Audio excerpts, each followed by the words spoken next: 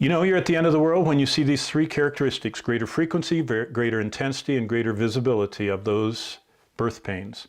Martin Luther says, I have 2 days on my calendar, today and the day of Christ's return. I want to live every day like the early church, ready for him to come. My question for you is, are you getting ready for the greatest day in your life? Do you know what the greatest day of our life is? It says in 2 Corinthians 5 that each one of us get to have a day where we stand all alone, just me, in front of Jesus Christ. He's going to be sitting on his throne, and he is going to come down from his throne and stand across from me, and there's going to be a river of fire between me and him, and he's going to say, okay, I'm ready, and I'm going to bring my shopping cart, which contains everything in my life that I live for apart from sin. He's already washed away all the sin, no record of it. But everything else that I spent my time on, invested my life in, I'm going to dump into the river, and Jesus is going to take out what doesn't burn up. That's what it says in 1 Corinthians 3, verses 10 through 15. And that moment is called the judgment seat of Christ.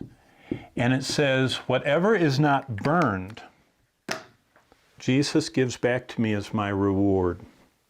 He said, this is what you invested your precious one and only life for. And that's going to be the crown that I get to cast at his feet. What's next for planet Earth? An intense frequency of these 10 trends. Jesus said, when you see all these things happening at once, the generation that sees all of these things, he called the final generation. You and I, alive today,